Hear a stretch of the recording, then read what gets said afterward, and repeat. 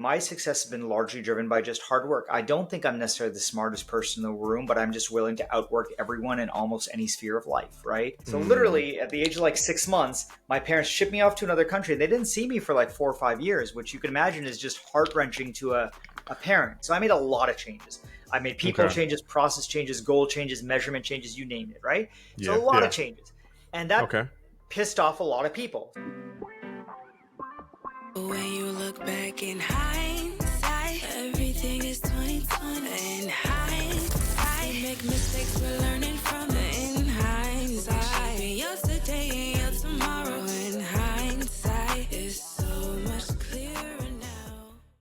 Hey, look, what happens when a leader's decisions transform multiple industries, driving innovation and success across vastly different sectors? Today on Hindsight the Podcast, I'm joined by Nick Jain, a multi-time CEO who's achieved remarkable turnarounds in tech, trucking, and men's clothing with a rags to riches immigrant story and a background in Wall Street investing. Nick brings a unique blend of expertise in leadership, finance, and innovation. Let's dive into how he did it and what lessons we can learn from his journey. I'm Lee Jones, your host. Welcome, Nick. How you doing today? I'm doing great. Thank you so much for having me, Lee, and for the wonderful intro. I will try and live up to it. Oh, man. I know you will. I know you will. You've done a lot of amazing things. So I'm very interested in getting into this conversation with you. And for people who are watching right now, you see me looking down. I've had some difficulties with my teleprompter, so I like to be transparent and put it out there. But where are you calling in from today, Nick? I'm in the great city of Philadelphia, city of brotherly love. I used to live in Warminster, Pennsylvania, and I remember going over to Philadelphia, had a great time, great day. And then I noticed the sun was going down, and I was like, all right, I need to get out of town.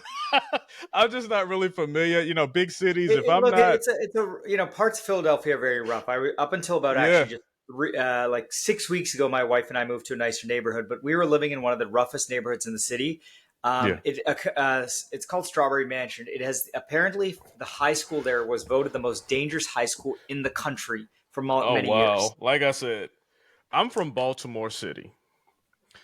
For anyone who's not living in cities, we can have this real quick conversation, Nick. You know the different nuances, the different things to expect, what to look out for, but they're similar and different city to city. So when I go to cities that I'm not familiar with, I understand that those nuances and those things to look out for are there. I just don't know what to look for. So I'll try to stay out or at least visit in the middle of the day. So anyway, that's my lesson of being scared and safe at the same time. So hey, this is Hindsight the Podcast, Nick. We talk about some of your life and your career journey, some things that you've experienced, some decisions that you had to make that either negatively or positively impacted your career's journey. And then the other part of it is just telling us the good stuff that you're doing right now and how you can influence and motivate and empower the listeners to stop being stagnant, to stop being stuck by obstacles, and to get moving again. But what's an important lesson that you've learned early in your life that you still carry with you today? The value of education. And I there's two parts, right? This was imparted to me by my grandmother who raised me till I was about 5 and then kind of co-raised me after that. Education, I think, is two values that people sometimes underappreciate. Number one is it gives you skills that give you confidence in yourself. So obviously it helps you get a job and make more money and all that, but it helps being good at something. And I'm not just talking like, it doesn't have to be mathematics or, medicine, but getting educated and skilled at something, becoming highly competent. That could be carpentry, that could be computer programming, that could be art. Becoming educated and skilled gives you confidence in yourself, number one. And number two is that it gets you on a journey where you enjoy it, and having something that is cheap, accessible, and that you enjoy throughout life will just give you a greater sense of self-worth and accomplishment and happiness as you go through life.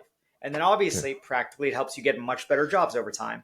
And in terms of carrying it with me throughout life, like I actually spend about 20 to 30 hours a month, every single month, taking like more courses and learning about more things because it's kind of important both to stay relevant as well as because it's fun. That's a great message. I know when I was in school, Now, the things that you sound like you done, like you were pretty good at school. I wasn't bad at school. It's just, and I'm talking about high school. It's just that I didn't really apply myself. So I applied myself to the things that I wanted to learn. And I convinced myself that the other things weren't as important. And I'm going to tell you something. This is Hindsight the Podcast, because this is something that I don't tell a lot of people. Like, I didn't walk across the stage for my high school graduation. I had to go to summer school my senior year to get my diploma. So I didn't get mine in May like every normal person in the Well, States. I got mine normal is a in harsh word, August. right? Yeah, Normal is a harsh word. Lots of people don't cross the stage for a variety of reasons. So I I don't want should to normal. I should say the desired outcome. But the point is that is a great point. Just getting good at something really empowers you. It gives you that self-worth, I believe. And that's a great lesson from your grandma. Thank you. Absolutely. Yeah, absolutely. Tell me a little bit about your earlier years, because I said immigrant and coming over. So some of the experiences that you remember, some that kind of stuck with you a little bit. Tell me where you were born in the process and some lessons that you learned in that process as well. Sure. So I have a really weird kind of immigrant story. My parents immigrated to Canada in the 1980s from India, and they were poor blue collar immigrants, right? At that point, they didn't have college degrees, and they had to really, it was the classic shirts on your back, $5 in your pocket, started McDonald's Right. type of story. And they had me, and all, there were these poor immigrants, and they can't afford to have a kid. So they actually made the most difficult decision I imagine any parent can do. They sent me across the world to live with my grandmother in India. So Mm, literally at the age of like 6 months, my parents shipped me off to another country. And they didn't see me for like 4 or 5 years, which you can imagine is just heart wrenching to a parent, right? And so I was right. raised by my grandmother in this small city called Gwalior in India. It's like by India standards, it's very small. It's like 800,000 people. It's medium Yeah. sized or big by Yeah. American standards. But Yeah. that was a very different experience than those growing up in the West, right? We'd have running water for about half an hour every morning and every evening. And even as a 4-year-old, sometimes it was my job to go fill up the tank of water when we had running water access. Electricity would go in and out. Um, Wow. so again, not a difficult living. I was safe. I had a home. I did not, Yeah. but it was certainly a very different quality of life than, let's say, we would expect here in the West. And then at age 5, by then my parents had become a little bit more established in Canada. They'd like built a house. They had jobs. And so I actually can. And at 5, you don't have to pay for daycare. A kid can be in kindergarten or school. So they Right. brought me back, and kind of two fun memories that are worth recounting. Number one, the very first time I heard that somebody was taking me away from my grandmother, I cried because for all I knew, she was my mother, right? Like that's the only Mm, person I in all my memory knew. yeah. And then the second was, my when we landed in Vancouver Airport back in Canada, and my parents are taking me back to their home. I see a restaurant sign for a thing called Wendy's, and Wendy's was the name of my preschool in India, and I was so excited. See the girl with the red hair. I'm like, am I going to school here? Obviously not, right? Yeah, But yeah, yeah. it looks so happy, right? Hey, this restaurant is where I'm going to go to school.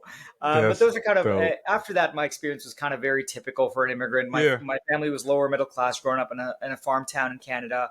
Nice, stable, kind of lower middle class income life. And one of the things I'm very deeply grateful for is obviously, well, two things. Number one is the sacrifices my parents made to afford me the opportunities, but then Mhm. secondly, Canada's got a phenomenal public education system where, regardless of whether you grow up rich or poor, it doesn't really matter. So you get access to really high qualities of education.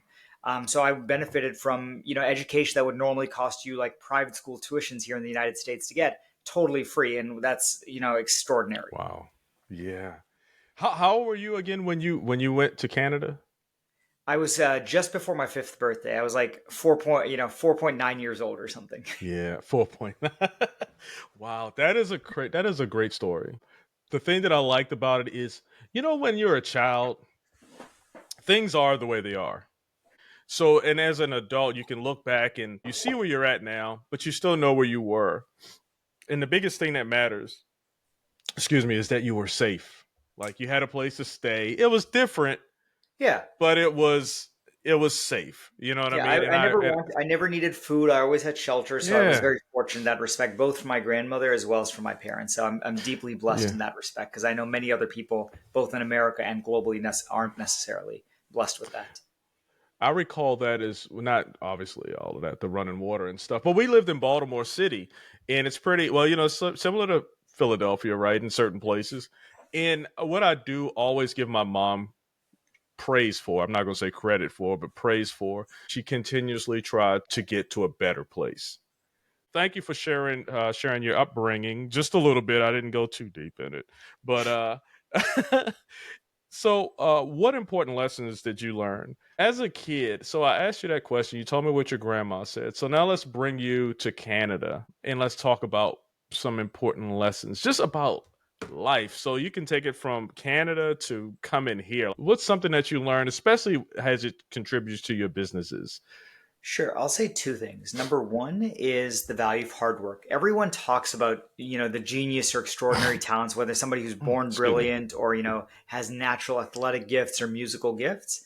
Right. Sure, there are the extraordinary geniuses or freaks of nature who have just, tremendous talents, whether it be at sports or music or academics. But I Yeah. think my success has been largely driven by just hard work. I don't think I'm necessarily the smartest person in the room, but I'm just willing to outwork everyone in almost any sphere of life, right? Yeah. Yeah. I worked more hours in high school than my classmates. In order to get into business school, I, started a campaign of people to vote, basically vote me into a business school. So I Wow. just ground in ways that, by ground, I mean like grinded in ways that were necessary to achieve a lot of things. And even at IdeaScale, one of the things that's really driving my and our success here is I'm willing to just outwork my competition and peers, right? This Yeah. IdeaScale is now a global company, but I know almost certainly that I work harder than the executives of all of my peer companies.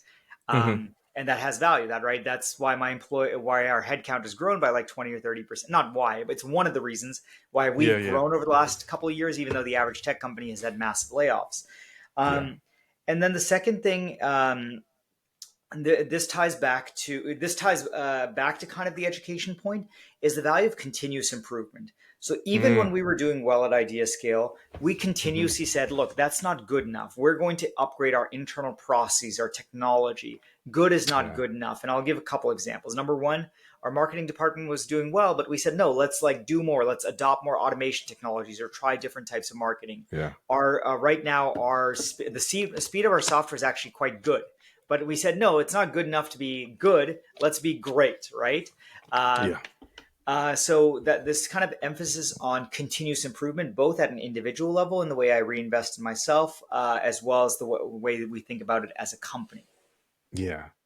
All right, let's talk about Idea Scale. And you got the banner behind you.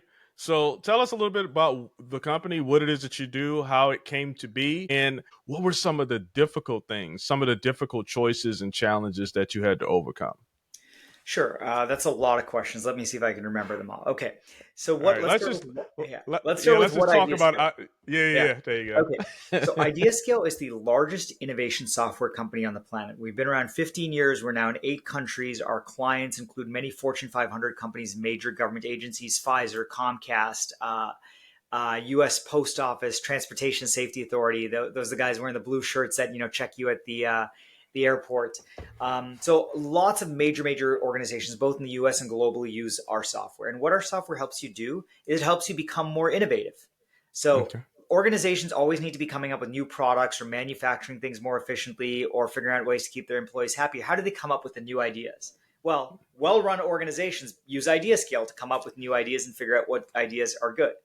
Makes Um, sense. so that's what our software does. It helps you collect ideas from a diverse array of people. That could be your employees, that could be your customers, that could be your executives, shareholders, whatever it is. Collect those ideas. And like a social network, people can upvote the ideas, downvote the ideas, comment on ideas, and the best ideas rise to the top. In the same way that a Hmm. TikTok video, a dance video, the coolest TikTok video, even if it's from Thailand, will be at the top of your feed because that is the best as according to the sum total of human intelligence, right? Millions of Right. people have voted to make that video show up on your feed. So that's what Okay. our software does. And now, again, we've been doing it 15 years. We are by far best in class at it, and got hundreds of major organizations around the world using us.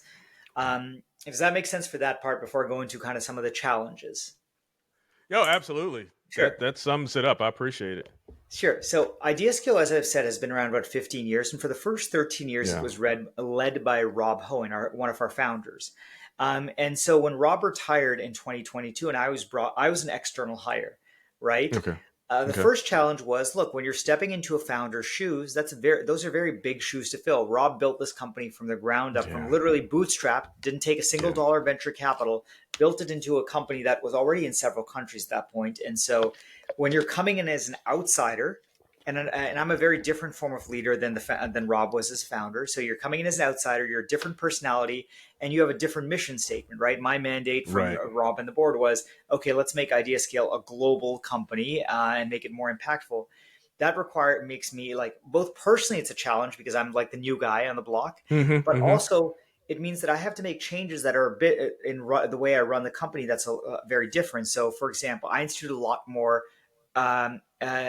focus on analytics and measuring things. So like, hey, how is marketing doing? How's engineering doing? Let's measure it. Let's not just talk about how we're feeling. Let's measure it. And then I also implemented a lot more focus on like financial management. Like, how do you actually run a company well? The bad news is that's a difficult change for an organization to make that's not been led with that style before. But conversely, the benefit is, like, we didn't have layoffs when so many other tech companies were having layoffs. We instead, have grown our headcount by about 25 or 30% over the past 2 years. And then the final change is, look, I compete in a global economy, and I have competitors all over the world. Almost all of my competitors are venture backed. So a lot of them, it's less true now, but when I stepped into the role, a lot of my competitors had lots of VC money in their bank accounts, and they were like spending, what's the expression? Spending like drunk sailors. So it's hard to compete when you're a better run company with a better technology, but everyone else has just got lots of money in the bank account. Today, that's less of a case, as many of my competitors, as you may be aware, the venture capital market has tightened quite a bit. Venture capitalists are not just throwing money around to every company, which means folks like us that are prudently managed and have really good software get an opportunity to shine now that everyone's not just holding, fancy parties and spending ungodly amounts of money in advertising. Yeah. Wow. I tell you what, so you came in with, you had to shake things up. You had to get your ideas, your vision, make that a reality. And one of the things you said was you want to measure the different departments. Like, I know this sounds ridiculously simple or silly, but how did you measure your departments? Like, what did you measure it against, or what were the criteria? Sure. And keep it simple. Let's start with the philosophy and let's talk about it practically. Philosophically, I believe if you can't measure it, it's not real, right? You have to, because if you're not measuring something, for all you know, it could be bad for you, right? You could be taking some herbal ingredient and you think it's good for your health, but it's actually giving you cancer. You don't know that until you actually go measure it. Okay. So philosophically, I just believe as a leader, if you can't measure it, it's not real. And that's a principle IdeaScale really focus on. Now, in terms of how we measure it, our North Star in business decision-making is called ROI, return on investment. It is, okay, we're about to spend, let's say, $1,000 on something. That $1,000 could be to hire someone, that could be to invest in a new marketing campaign, that could be new engineering product, whatever it is. How much benefit do we get out of it?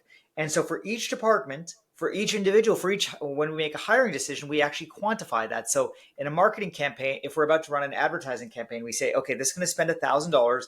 It's going to bring in one customer that's worth $1,500. 1,500 divided by 1,000 minus 1 means it's a plus 50% ROI. Now, we also do that on the engineering product roadmap, where we say, here's the 20 features that we think we want to work on. What's the cost of building this feature? Let's imagine the feature takes, 10 person months of labor to build. Okay, what's the benefit? How many more customers is it going to win? How many more customers is it going to retain? Or, we just agreed to, one of the first decisions we made right after I joined was we expanded the health benefits for all of our employees in the entire country of Bangladesh. That seems like, that was a lot of money, but then we looked at it and said, look, this means people can take care of their families better. That means they don't need to take days off to take care of their family because the hospital is. It's good for the employees and it's good for the company. So again, for almost all serious decisions at IdeaScale, we use ROI, and every senior leader at the company is expected to know how to make ROI-based decisions. Otherwise, their decisions just don't happen. I like it. ROI. So do you use IdeaScale when you're looking for these? Just curious. So one of my colleagues, Laura, has this, people talk about eating, don't trust a skinny chef, right? Or, you got to eat your own cooking. Her version of this is you got to drink your own champagne. Okay. Yeah. And so at IdeaScale, we use our own software. So if you go to ideas.ideascale.com, that's us using our own software to make ourselves better every day. So the exact same software we're selling to our customers saying, this helps you get better, we use ourselves. So people can go to that website, ideas.ideascale.com, which is actually our software. It's not actually a website. That we use our software to figure out what features we're building. What we used it to select our new company mascot. Internally, we're using it to select marketing campaigns. And we have a public facing version of this where anybody in the world, you could be an employee, you could be a customer, you could be a random student on the other side of the world. You can suggest ideas on how we make our software better, or new features we should build, or terrible features we should get rid of, or you can comment and vote on others' ideas. So you get to contribute to building IdeaScale. Yeah, and again, that's how our customers use us. So we were like, hey, if we're out there selling this product, we damn well better use it ourselves. Because it's a phenomenal product. And so I just wanted to get that out there to make sure to at least verify if you're using your own product, because it just makes sense. It would be very silly if we weren't, right? It makes sense. Go ahead. No, could you imagine if someone's selling you a product they're not willing to use themselves? That would be, you wouldn't trust them, right? Like, and the great news is, even aside from the great ideas we get, we also discover things we don't like about it. So this morning I discovered because I'm using my own product or eating my own cooking, I realized, hey, there's these 3 things I don't like about it. So I submitted ideas saying, hey, here's 3 ideas I have. And by the way, some of those ideas will get downvoted because everyone else thinks they're stupid ideas. And some people will be like, yeah, Nick's right. Let's go do this. Right. That is crazy. How do you access something like this? I'm gonna ask that question again. You literally just type in a web address. So depending, each customer has their own web address. Right. Us, it's ideas.ideascale.com. Same way you would, how do you access Gmail? You go to some website. Gmail is a piece of software on a website. That's how software is nowadays. Everything's on a website somewhere. Yes. All right. Sounds good. All right. Looking back, what's the toughest leadership decision you've ever had to make, and what did you learn from that decision? I think the toughest decision I had was to move from a purely trust or incentive-based structure to a trust, and I'm going to have to measure it. So this is, again, the third company I've either led or co-led. And my initial philosophy was, look, I'm just going to try and hire good people and create the good incentives for them, right? And turns out that's a really bad way to actually drive progress in an organization. There's that old saying, trust but verify. That's more applied to like fraud or someone cheating you. I think in my early leadership roles, I kind of just trusted people blindly assuming that, they were ethical. I realized that it was often bad, and I was often hiring the wrong sorts of people. Instead, I should be hiring people or focusing on making, basically on hiring and incentivizing people where I could set a metric and they were hungry enough to go chase after that metric, whatever that is, right? Whether that be sales, whether product. And so the most difficult part of that was when I made that realization, I'd obviously made bad hiring decisions, and I had to make, firing decisions basically about, okay, I've hired the wrong sort of person. And so I need to turn around, and this is my mistake. And obviously I had to acknowledge that, but that was really difficult because I had to let people go due to my fault in hiring them in the first place. Now, we obviously did it with a lot of dignity and severance and stuff like that. Thankfully, that was not at IdeaScale. It was other organizations I'd worked at. But it was certainly a learning experience for me to shift from purely a trust and incentive structure to a measurement-based structure of managing organizations. Right. Hey, so we talked about it a little bit. I guess I did a little bit in the intro. Like, how many companies did you kind of hone your skills with prior to being here at IdeaScale? Sure. So I was the CEO of a one-man hedge fund. So let's count as one. Then I co-ran $100 million revenue trucking company, which had like 1,000 people across. And then a mid-sized men's rental company. So 3 companies if you include the one-man hedge fund before IdeaScale. So IdeaScale is either number 3 or 4. So they're all uniquely different. Yes, sir. If you just look at it blindly. Yeah, hedge fund, shoes. What was the other one? Trucking. Like, what was the similarities between those? And what were the lessons that you learned that made you who you kind of are now? Sure. So you're Yeah. absolutely right. The industries are dramatically different. And when you shift from, let's say, trucking to software, you have to learn a lot about software or learn a lot about shoes or Right. whatever you're doing. But Hmm. there's two kind of fundamentally similar things across all organizations. Number one is all organizations are comprised of people, and people, whether you're working at Goldman Sachs in New York, whether you're working at a deli in Japan, or whether you're working at a manufacturing plant in Vietnam, people are it's the same the world around. Hmm. They are driven by the same things, whether that be family, money, pride, honor. The same emotions, the same motivations drive us. And so what you need to do to motivate people at a trucking company is not that different from what you need to do to drive people at a software company. And that's important because look, no matter, I'm the CEO, but like I don't single-handedly do everything in the company. I couldn't, right? So Hmm. a Hmm. large part Correct. of my job is motivating people and getting stuff done through other folks. So that's number Okay. one. People are constant. Number two is the how businesses mechanically work are actually very similar, right? At the end of the day, all Hmm. businesses are designed to make money, right? They make Hmm. money for Hmm. their shareholders, but that allows them to create jobs for their employees. That allows them to create good products or services for their customers. But they can't do that if you don't make money. And Right. so, and they make money by having some sort of product or service, by having an HR department, by having a finance department, by having a technology department. And so, if you mechanically realize, okay, here's how the business works. Here's the laws of this business. Think of it like a machine and Hmm. understand the laws of physics of that machine, which I'm very good at. I'm a physicist by training, by the way. Um, Okay. then, like, look, a trucking company makes money. Once you figure out, to put it bluntly, if you figure out the equation for a trucking company, you can figure out the equation for a shoe company. You can figure out the equation for a software company. There are different Right. equations, but you can put it to math. And once you realize what the equation is and you know what all the letters are, you move the letters Yeah. in the right direction, the way you taught in high school. Okay. Okay. Got it. Got it. I like it. I like it. Is there a particular moment in your career when you realize you had made the right call in a different? So, like, it sounds like that was a great example that you just gave a minute ago, but it was a difficult call. In the moment, it seemed maybe like the wrong call or decision that you made, but as time, what they said, as history, tells, Yeah. right, it ended up being the right call.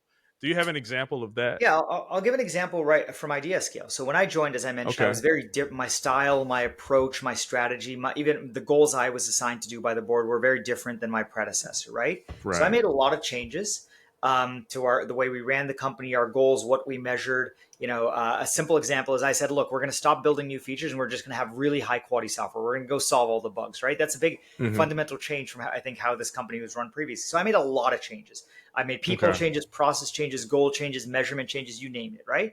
So a Yeah. lot of Yeah. changes. And that Okay. pissed off a lot of people. So if you go Of read my course. Glass, we are a very transparent company. We allow people to write bad stuff about us on Glassdoor. And so if you Okay. go look at the reviews of me on Glassdoor for the first few months on the job, they're like, this guy's terrible. He's made all these changes. He's broken the company culture, all that. Like, and some of it was like really personally hurtful. Right. Again, Right. good news is they're allowed to do that, and we never try and figure out who wrote what. Right. People are allowed to Hmm. write bad stuff because that's a good cultures allow for feedback. So look, and that made me worried that, hey, these people who've been doing this for 5 or 10 years are all saying that I have no idea what I'm doing. So create a lot of uncertainty, kind of, especially in those initial months. But as kind of the time wore on, and about 6 months in, um, the results started showing themselves. Like our revenues went up, people were working less hard. We were able to expand benefits. Other people were firing. Companies were firing, and we were hiring. So the Right. benefits really like showed up. But yeah, during those first few months, it was quite harrowing that some employees thought I was doing a terrible job, or because it was different than what they were used to. But thankfully, the evidence showed up in the data, right? Like the average Right. person Right. here has a better lifestyle, a more company stability. We're profitable. People get raises, which didn't used to happen. And again, the tech industry struggled through this time, but we've done well, and that's because I made some of those, very dramatic different changes early on. Hey, so I want to ask you a question. You told me everything, but now I want to get personal. When you were reading those reviews, how did it make you feel? Were you just like, this is the answer, listen to me? Or were you like, oh my gosh, and looking in the mirror like, what am I doing, right? Did you ever question yourself, or did you have that personal strength to know that this is the direction that they needed to go, or the company needed to go? Yeah. So look, I'm a strong person, but I'll say there were three emotions. Number one, there was a bit of self-doubt, right? Because some of the reviews were like, this guy knows nothing about software. Like he's coming from trucking and shoes. What the hell does he know about software, right? Yeah. Every industry thinks they're special. Like oil industry thinks they're special. Tech industry, healthcare, right? So, but that does create self doubt. That because those employees who said that were right. That hey, I was showing up knowing less about software. Now it turns out I'd been a software investor at Bain Capital, investing in multi-billion-dollar software deals, so I knew a little bit about software. But it was my first time having a real software tech company job rather than being an investor. So that did create a little bit of self doubt. Second was like being a bit of pissed off. Like, yeah, look, I know the answer. I actually kind of, know what I'm doing here. Just because it's different than what you were used to. Like, hey, you as a marketing person or as an engineer probably don't know how to run a company. Otherwise you'd be running a company. There was a bit of not arrogance, but like, this is what this is my third time doing it. Right. I've done it 3 times in a row successfully. I'm not, totally incompetent. Right. And then third was, look, I think that third was a kind of a recentering. Remember, my goal was to create value for everyone, for my customers, my employees, my shareholders. And I always had to remember to not just listen to the voices of the employees. And again, there were a couple of negative reviews. There were also some good reviews, but the negative ones are the ones that you always remember, right? Look, I'm not just creating value I'm not just here for the employees. I care about the employees. I want to create good jobs and stable employment for them, but I'm also here for the customers and I'm also here for the shareholders. And that's, I think, a really difficult part of the CEO job that has increasingly, I haven't fully internalized. I appreciate, but I'm not here just for the customers. I'm not here just for the employees. I'm not here just for the shareholders. My job is to balance all of those. Because there are competing interests, right? Employees want to be paid a ton more, but you still have to make profits for your shareholders. And if you're taking all the money and giving it to your employees, you're not building you're not reinvesting to make a better product for your customers. So you got to balance all of that. I like that because that can be used. And thank you, right, for being vulnerable and answering that question. There are a lot of times when you're in that situation. Looks different, right? For me, I just had a meeting with my team, and so I'll give you 2 things that I asked. One, I said, hey, let's start getting reviews. So let's ask our customers, are we providing what it is that they are expecting from us? And I said, even if there was a negative interaction between us and the customers being internal or external, right? We want to send it to everybody. I said, we need to accept that feedback. We need to understand that we don't always understand what other people's perspectives are or what they're looking at, right? So don't look at it as a negative when someone says, hey, he doesn't know what the hell he's doing. He's coming from trucking, right? But it gives you an opportunity to take a look internally, look at yourself and be like, is that true? Do I stay with my conviction? But you're not going to learn it if you're consistently just living in the good comments. You're not going to be able to grow. So I encourage them to do that. And then secondly, I say, when I come to you, I'm expecting you to have a little bit of tough skin, right? Just a little bit. And I said, you don't even really need tough skin with me because my whole purpose, my whole vision, my whole goal is to continue to get better, kind of in your innovation piece. So we get feedback. We do an assessment, self-assessment, team assessment, and we figure out ways to get better. I like your idea scale. I like the concept of it. And obviously a lot of other big name companies love it as well because it does promote an innovative, let's get better mindset. And I think that's important. You know what I mean? Obviously you do. You're the CEO there. So tell me just a little bit about what made you come in and say, look, we're going to get better. We're going to measure. We're going to do these things. What created that mindset for you? Sure. I'll say it's 2 things. Number one, my brain is just wired that way, right? Okay. I'm a very happy person, but I'm never happy with, good is good enough. And I don't mean this I'm not happy. I'm happy constantly as a person. My wife says I'm too happy all the time. But I mean, I'm not, enough is never enough, right? I always want to be better. And that's true at an individual level. That's true at a company level. So that's number one, right? That it's just the way my Yeah. brain is wired. Everyone's brain is wired differently. My brain is wired like, hey, we're just going to get better. And not just better, I want to be best in class, right? I want it so Yeah. that no one, and if you look at our customer reviews, almost on every, enterprise software review website, we are number one. Or if not number one, we're top 3, right? And that's unpaid. I Okay. don't pay for those rankings. Okay. So, and that wasn't the case like 2 or 3 years ago. So I'm very proud of the fact that we've, gotten better and our customers acknowledge it. Number 2 is kind of at a motivation level, right? Like I want to make IdeaScale a $1 billion company. And the way you do that is not by being a little bit better than average, but you have to be extraordinary. And to be extraordinary, you have to be willing to do extraordinary things. Yeah. So look, I want to be the CEO of a $1 billion company. And the way I do that is make IdeaScale a $1 billion company by being great. I love it. I love the fact that you're like, look, I'm not satisfied, but I'm freaking happy as heck. Yeah. Even my wife can attest to that. She hates the fact that I'm always happy. I'm happy at 5 a.m. on an hour of sleep. I know that's right. That's good. Hey, look, what are some tips that you can offer to individuals, businesses who just want to upscale or looking to innovate in their particular industries? Sure. So firstly, just putting the free offer out there, our software is completely free for organizations below 100 people or teams less than 100 people. If you just go to ideascale.com, click get started free, it takes less than a minute to access your software, no downloads required. All your data belongs to you. So totally free. That's number one. That's a good one. And so that's software that's crazy expensive, by the way, and yet individuals or small organizations can have access to it for totally free. So that's number one. Go get yourself a tool, whether it be us or one of our peers. I think we've got the best offer out there because it's literally free.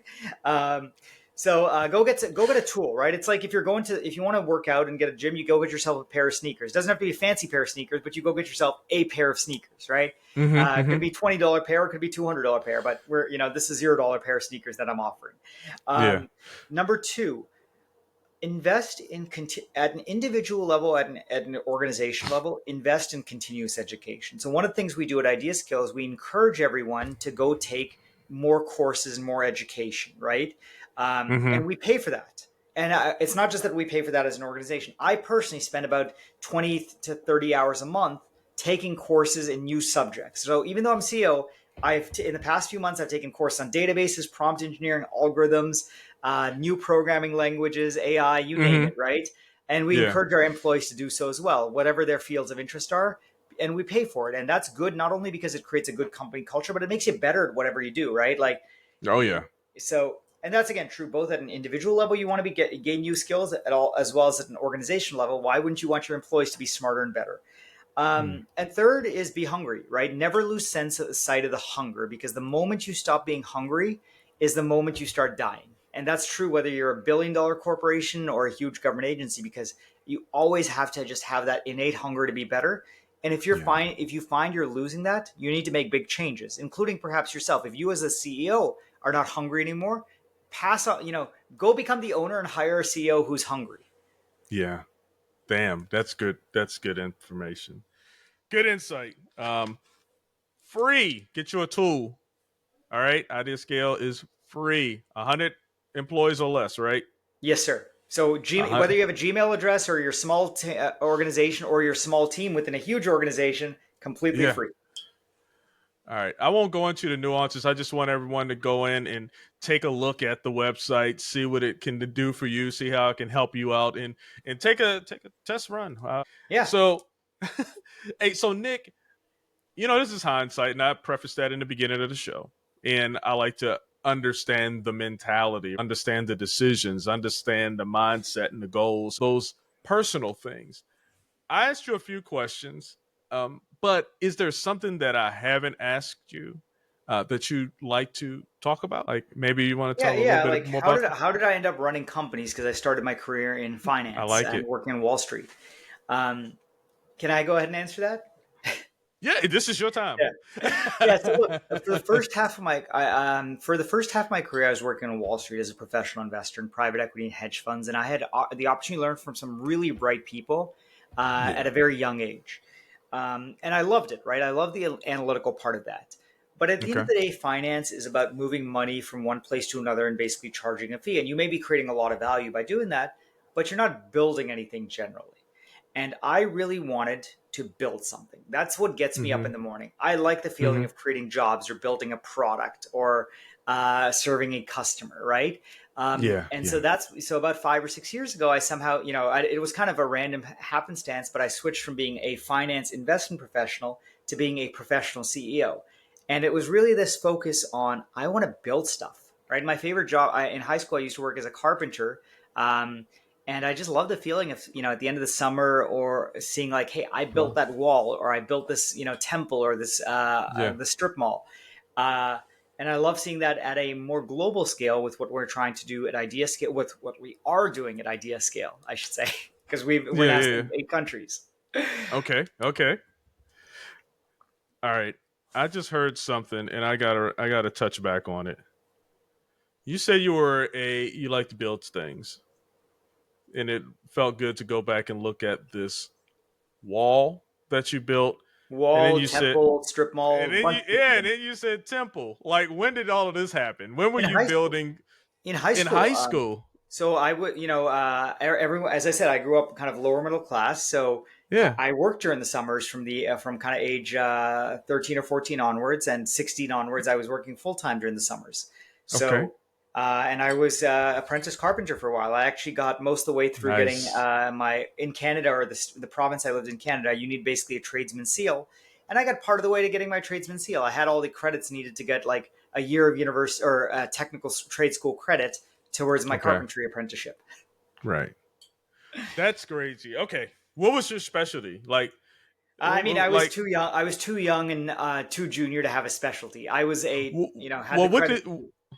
What did you like to do when you? Because that seems like hard work, right? So did you just like to do the work and then see the outcome? Yeah, I didn't care so much about. Well, it's not that I didn't care. I think I was too inexperienced to have a specialty or discover or try I had not done enough things that I discovered. Hey, I like building staircases, or I like laying cement forms, or I like leveling the ground. I did it all, right? When you're the bottom guy at the totem pole, you do everything, including the crap jobs that no one wants to do. Right. But no, I loved it all. And even today, like, the house that I'm sitting in right now, we bought about 2 months ago, and there was a lot of like small fixer upper thingies. And I love like pulling out I still have, a small toolkit. And so I love being able to do that because, I can say, hey, I installed that handrail, or, I fixed that drywall hole. And it's a good feeling, especially, when you're doing it for yourself. I just asked that question because I'm looking at the mentality, your mentality specifically. For me, I love the process, some pieces of the process, but I'm more anxious to see the end result. Sometimes that's a negative because I won't ever finish because I'm more interested in the end result and not the process. Now, you've given a few examples of, you made some tough decisions, and hey, we need to measure things and be more innovative. Like, you had a vision of what you wanted things to look like. But you also had the tenacity, you had the work ethic, the desire to get your hands dirty and make sure that you were a part of that process. And I think a lot of us, and I know specifically me, because like I said, I like to look in the mirror. And when I hear things, I always reassess myself. I need to get better at, one, seeing the end result, but 2, appreciating the process. So for someone like me in that type of mentality, what would some advice? Just me and you, we're just kicking it right now. I met you at a trade show or something, and we're just talking, and I was like, man, I got 15 things I want to do, but I don't want to do any of them, right? So what would you tell me? Well, there's an easy solution to that, right? It's easy to enjoy what you like doing, right? So I'll give an example. I don't enjoy playing music. I would love to be an accomplished pianist, but I would hate spending 10 years learning how to play music, right? So I'm a little, maybe unfair because I try and only do things in life that I love. I play poker because I actually love playing poker. I also like, winning money, but I liked the skill, the process of learning how to play poker well. I like building things. So I, actually build things and see the process. So easiest way to enjoy the process is to do things you actually fundamentally enjoy and that give you joy as a human being. Now I told you about my It's example easy. when I was in high school.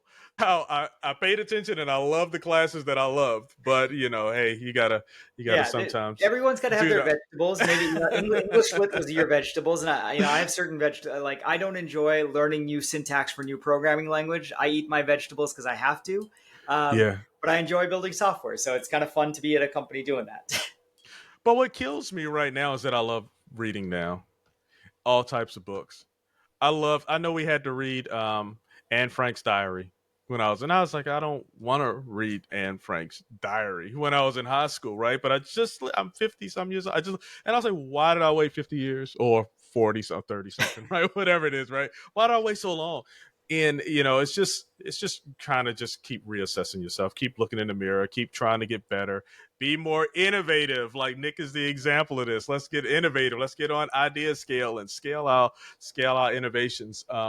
But how can people get in contact with you? We know how to go on ideascale.com. And if you're Yeah, 100 employees or less, you can get your free, not even a demo, like free no, just access. free, no demo. Like literally, You know go what use it I forever. mean? Go use it forever. Your data is So, yours. And if you don't like it, you can export the data. We keep nothing. We are not a Roach Motel. Uh, and yeah, we want to support people to innovate. And we understand the average yeah, person or the average small company can't afford a expensive piece of enterprise grade software. So as part of our mission statement, we want to support innovation. So that's why it's free. In terms of getting in touch with me, in terms of getting in touch with me personally, easiest way is uh-huh. through LinkedIn. I respond to 100% of messages, so feel free to DM me. Okay. Sounds good. I got one more question. And I don't know if this is even relevant. If you're like, it has nothing to do with it, just say, hey Lee, it has nothing to do with it, right? But I had this on here. I missed this question. I tell you, I'm out of sorts this morning, so everyone bear with me. But how has your immigrant background influenced your leadership style and business approach? Two things. Number one, is being scrappy. Immigrants, especially those who kind of their Yeah. parents had to be scrappy. You're Yeah. scrappy, right? You don't accept that this Yeah. is impossible. You figure out a way how to get it done. There is no such thing. Impossible. The joke is impossible doesn't exist in my vocabulary. It's just, am I willing to work hard enough to do it, right? My There parents you showed go. up not speaking, or my father didn't speak English, was able to get like a good job, owns a house. If he can do that, I sure as hell can do almost anything else. That's number one. Yeah. And my mother too, right? Although she showed up speaking English. So like that's scrappy. Immigrants are, it's bred into you. If you see your parents, working their butts off to achieve something, that's number one. Mm-hmm. Number two is a greater, for someone who's grown up in multiple cultures, you gain greater cultural appreciation. So, especially now that I run IdeaScale, which is a global company, we do business with people in Japan and China and India and Europe. When you realize that some cultures are just fundamentally different, like we're all Mm-hmm. human, we all have, some similar things, but the way people talk and communicate and do business is fundamentally different in a lot of different cultures. And when you've grown up with a foot in each culture, you appreciate that, I think, more tangibly than someone who's only Mm-hmm. grown up in one culture. So when I Yeah. do business, I try and be, or travel to other countries, uh, or in the business context, when I do business with somebody in Japan, I am very aggressive in like learning their cultures, their business traditions, and behaving appropriately there. And again, the way I do business with communicate with a French person during business conversations is very different Yeah. than an American or a German or a Japanese person or an Indian person. Yeah, man. I had the opportunity to go to different countries as well, and you definitely could see the differences in the, customs and it's yeah. So being able to be that person that Yeah, can move around in multiple spaces and be able to be effective in communicating whatever your expectations is and understanding their expectations, that's definitely a leg up. So I appreciate that one. I got one more question, I okay, promise. okay, let's go I for know it. I know we're on time. How do you approach decision making in high pressure situations where the stakes are really high? Uh, I don't make decisions in high pressure situations. It's that simple. Any situation where I'm in high I love it. pressure, then I love human it. beings don't think right or don't think well when they are under stress situations. Tons of academic research on that. The solution to Yeah. that is don't make decisions in high stress situations. Go like go have a glass of wine, go sleep on it, whatever it is, right? And I'm not talking about life or death decisions like, hey, do Yeah. you jump in, do you push your wife out of the, a train's coming way? That's a different sort. I'm talking in a business context. There's very few decisions that you need to make this minute during this meeting. go cool off, go let the stress, go, don't make decisions under high pressure. I refuse. Yeah. I don't make any important decisions under high pressure when I'm stressed because I will make a bad decision. I tell you what, I kind of tell that because, I alluded to it earlier that I was in the military for a few years, 20 something years, right? And a lot of the decisions are high stake, high pressure That's a different decisions. world, yeah, to be clear. That's what I'm saying. And so having some of that type of experience, right? And you see some of the decisions and people going crazy and they're like, Lee, why aren't you, frustrated or yelling or whatever? And I'm like, it's just really not that serious. Like it's a business decision and you don't want to make those type of decisions emotionally. And it can be just responding to an email. It doesn't even have to be high pressure. You don't want to respond to these things emotionally. And I think just having that type of context, you had a scrappy environment. So in being scrappy, you have to be smart, street smart in some sense is a term, a hustler, right? You have to understand, like, if I do this, this potentially could happen or this potentially could happen. So I definitely appreciate that perspective. Get out of the high pressure state before you make the decision, at Yeah. least mentally, Go ahead. No, that's it. Yeah, I agree with Oh, that. okay. Okay. Yeah. All right. Hey, Nick. So, hey, I really thank you for coming on Hindsight the Podcast and sharing a bit of your time with me to just let me know a little bit about you. I feel when I'm doing Hindsight the Podcast, I am really just meeting a new friend. And we're sitting down and we're having a conversation. I just want to know, like, hey, how can I be better, off of some of the experience that you've had? And you've really shared some great insight from your perspective. And I can take some of the lessons that you've learned and try to apply them in the things that I do. When you talk about scaling and measuring and ROI, those things are important. So IdeaScale, I think, is amazing. As soon as I get off here, I'm going to hit it and see what it can do for me because I'm all about innovation and trying to be better as well. I just don't always have the tools. And if someone like Nick provides those tools, then you put it in your tool bag. So thanks again. It's been a pleasure. And to the listeners, don't forget to subscribe to Hindsight the Podcast so you won't miss out on more great conversations like this one here with Nick. And tune in next week for another episode that will inspire and motivate you. I'll talk to you soon. Thank you so much. Hey, thanks for joining me here on Hindsight the Podcast. I'm your host, Lee Jones. I hope you enjoyed this episode. I know I did. And while I have you here, why don't you take your mouse, go over and click on that subscribe button? No, not right there. Over to the right. No, down, right there. Boom. Thank you. Now, thank you for subscribing to Hindsight the Podcast. I'm your host, Lee Jones.